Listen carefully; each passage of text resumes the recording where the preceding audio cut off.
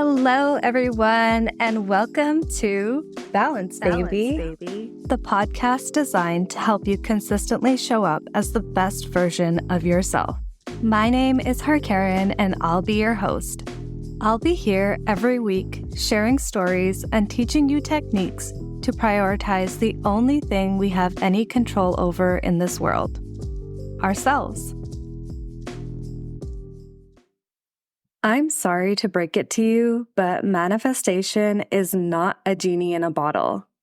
Maybe social media has convinced you that you can just recite an affirmation 3 times a day for 3 days and expect your manifestation to magically appear.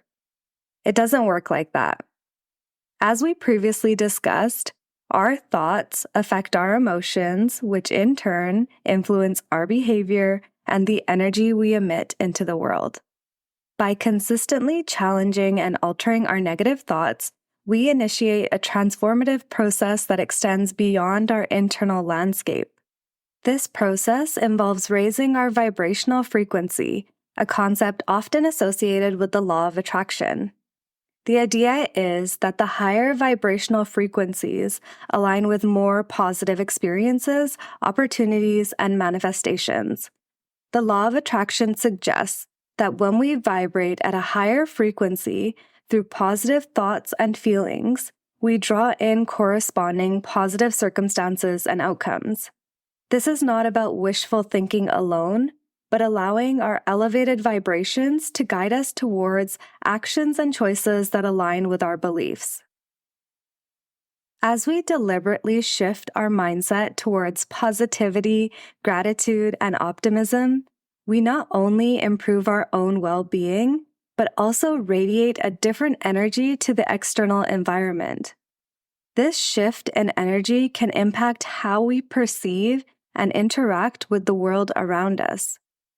Others may respond differently to our positive aura that we send out, creating a ripple effect that can enhance the quality of relationships and our overall life experiences. The most consistent compliment I've gotten in the last 2 years has been how good it feels to be in my energy. You feel good when somebody compliments your looks. You feel great when somebody compliments your character. But the feeling is unmatched when somebody compliments your energy. There's a unique joy that comes with someone recognizing the positivity and authenticity in your energy. Because energy cannot be faked, and energy doesn't lie. Giving off good energy signals that you have done the inner work and that you live in a state of alignment with your true self.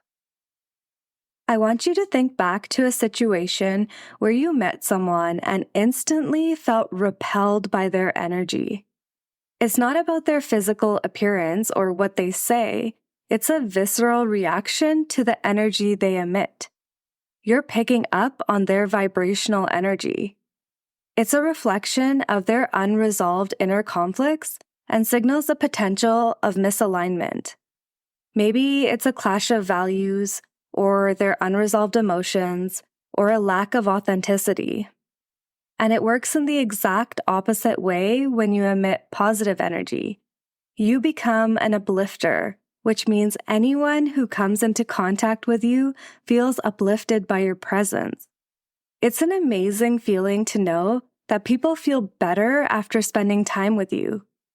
What greater legacy could you ever want? This is why it's important to be mindful of the energy you're putting out into this world. Do you want to be remembered for lifting people up or dragging others down? When you're an uplifter, you understand that your actions and energy have an impact on the collective consciousness. You consciously strive to act in a way that will inspire, motivate, and bring joy to the people around you. It goes beyond positive thinking. It involves cultivating a genuine and heart-centered approach to life, where you become a source of light and inspiration for others. And you do this by authentically connecting and aligning with your true self. It's a win-win situation. By acknowledging and understanding our energetic presence, we gain insight into our own state of being and how we interact with the world. This ties into the ripple effect I mentioned earlier, and I have a perfect example of how small acts of kindness can create big waves in your external world. As some of you may know, I work casually as a nurse. I'm passionate about helping people, and nursing allows me to make a positive impact on countless lives. It's an extremely humbling career that doesn't come without its challenges, but I feel lucky to be able to show up compassionately for people in need. I feel fortunate to help people in a time when they're feeling their most vulnerable. Nursing was what made it painfully obvious that how I show up will directly impact what happens in the world around me. The days when I felt unprepared, frazzled, or generally discontent, I had some of my most challenging patients and my most overwhelming work days. The days when I showed up with a positive and helpful attitude, my shifts flowed easily and resulted in uplifting interactions with my patients and coworkers. During one of my shifts, I had a patient in her early 70s. Her husband would often spend all day with her at her bedside. She didn't require much assistance from the nursing staff and usually preferred to receive help from her husband. This patient had a pre-existing colostomy. I won't go deep into the details, but a colostomy is a surgical procedure that involves creating an opening in the abdomen called a stoma. It is used to reroute a part of the large intestine, allowing waste to exit the body through the stoma. The waste is collected in a special appliance, which generally has two components. The adhesive component, which sticks to the skin around the stoma, creating a seal with the bag. The bag can be removed from the seal as needed. This patient's husband took on the responsibility of caring for her colostomy. On this particular day, it was later in the morning and the husband had not yet arrived to the hospital. My patient's nonverbal cues were indicating that her skin around her stoma was irritated. She had been scratching at her skin, and she was generally more short in her speaking tone than usual. I asked her if she wanted my assistance in changing her colostomy bag.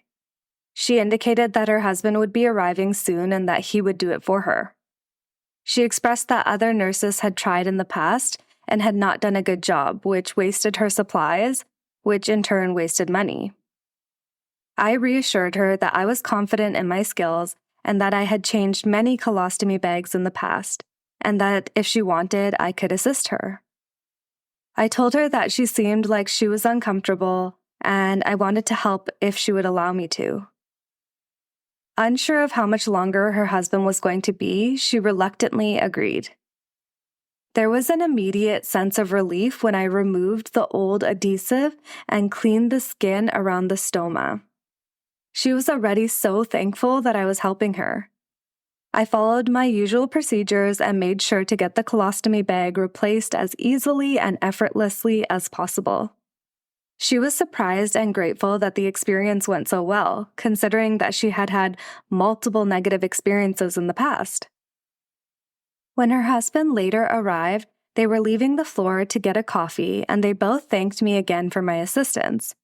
This always feels silly to me. I'm a nurse, and this is my job. I'm here to help, so it always makes me laugh when people are overly thankful for me doing my job. But I do understand where they're coming from. Not all nurses are the same. Eventually, this patient was discharged home. I didn't really think about her again until one day when I was having my lunch in the staff room. I saw a thank you note posted on the wall, and I began reading it. I didn't recognize the patient's name, but as I was reading the note, I saw my name mentioned in the letter. The patient had written a letter to the hospital mentioning the exceptional care she received during her stay. She specifically mentioned 3 nurses that greatly impacted her experience. 2 of them were from a different floor, and one of them was me. I knew she was talking about me because, firstly, she mentioned my name, But secondly, she specifically mentioned that I helped with changing her colostomy appliance. She mentioned that I was a sweet and compassionate nurse who had exceptional skills, even though she had reservations about allowing anyone to change her colostomy bag. It was so heartwarming to read that letter, and that she took the time out to give thanks and acknowledgement. But on top of that, enclosed with the letter, she had sent a check, a donation to the hospital. Me showing up genuinely and compassionately for my patient led to an extreme sense of gratitude from my patient and her husband, and ultimately led to a donation to the hospital.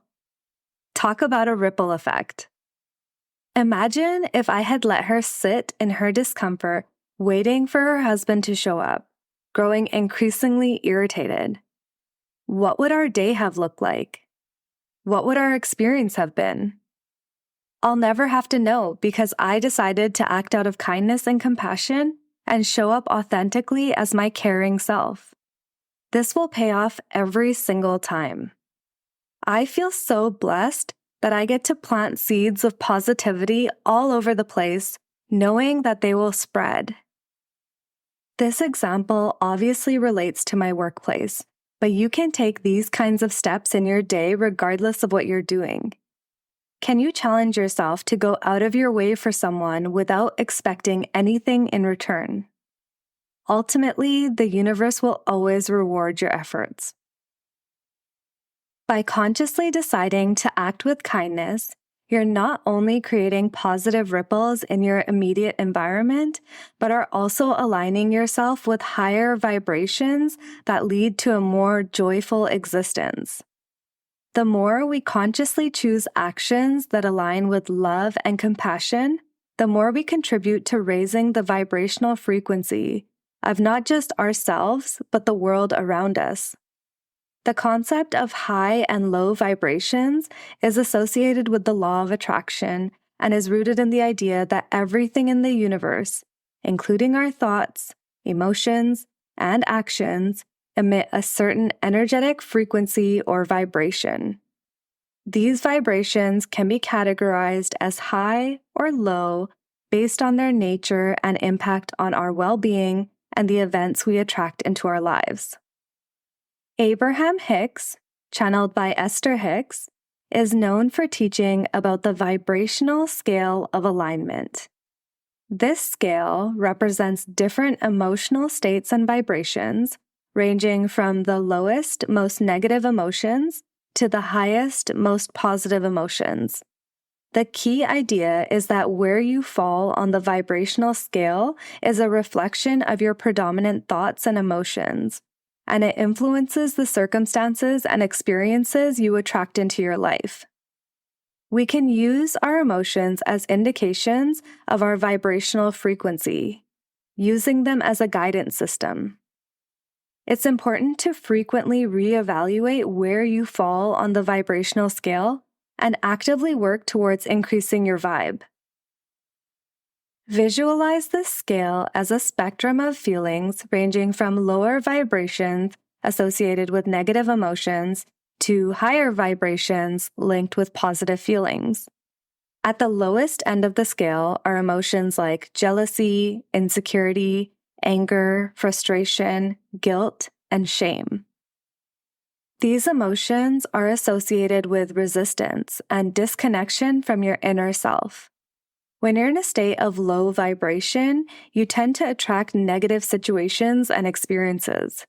Your focus is on what you don't want, and you may feel stuck or overwhelmed. In the middle range, you find emotions like boredom, hopefulness, and optimism. These emotions are associated with a sense of relief and improvement. While these emotions are not as negative as the lower range, they're also not as powerful in attracting the desired experiences. They represent a step towards alignment.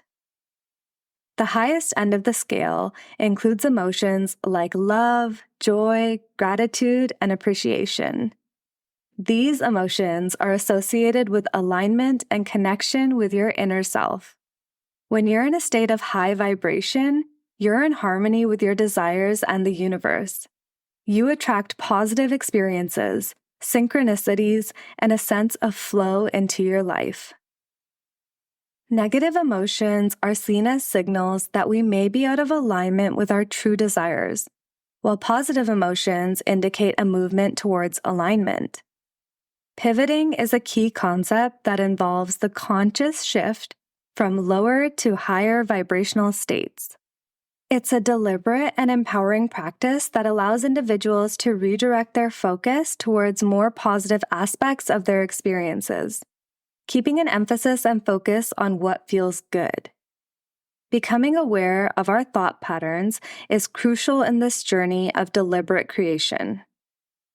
Abraham Hicks underscores the power of certain emotions, particularly joy and gratitude.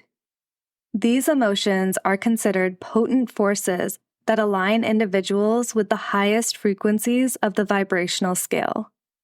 Feeling a genuine sense of joy and gratitude is seen as a direct pathway to attracting abundant and positive manifestations. The goal is to raise your vibrational frequency by deliberately choosing thoughts and emotions that align with the higher end of the scale. By practicing mindfulness, meditation, and other alignment techniques, you can shift your emotional state from lower vibrations to higher ones. As you do, you begin to attract more positive circumstances and experiences into your life. Keep in mind, this isn't about ignoring or repressing your feelings. The vibrational scale is not about labeling your emotions as good or bad. It's a tool to understand your energetic frequency. So, for example, when you're feeling jealous or insecure or even bored, it's not possible to manifest love or wealth because you're not a vibrational match. When I'm feeling a low vibration, I have a list of things I do to start working my way up the scale. I spend time in nature, and usually somewhere by water. Being in nature is extremely soothing for me. I sing along to music that I love, and I might even dance. I light a candle and I indulge in a relaxing bath, allowing the warmth and tranquility to wash away any lingering negativity. Playing with my dog never fails to elevate my mood. Spending time with my niece and other people who genuinely care about me adds a layer of joy and connection. Meditation and mindfulness serve as anchors, grounding me in the present moment and guiding my thoughts towards positivity. Reminding myself of all the things I'm grateful for is a practice that never loses its effectiveness. Gratitude has a unique way of shifting focus from what may be lacking to the abundance that surrounds us. I like to use physical activity as a powerful tool. Whether it's taking a walk or a workout session, exercise has the ability to release endorphins and bring about a sense of well-being. I don't necessarily do all of these things at once. Rather, I keep going through my list until I can shake off the low energy and feel the shift within myself. Over time, I've become really good at recognizing what I need at any given moment. But if you're just starting out, I recommend writing a list of things that make you feel good. It's about cultivating a toolbox of uplifting practices that resonate with you personally. Thank you so much for tuning in to my 4th episode. By consciously raising your vibration and maintaining a state of alignment, you can create a life that is more in line with your desires and experience greater joy, fulfillment, and inner peace. Our goal is never to jump from the bottom to the top of the scale. Our goal is to gradually and sustainably increase our vibrations through inspired action. This will be our compass. It will serve as a reminder for where we started and where we are now. Together here, we're creating a community of beautiful souls ready to uplift each other, ready to experience all the joy that this life has to offer us. And don't forget, life is all about balance, baby. Balance.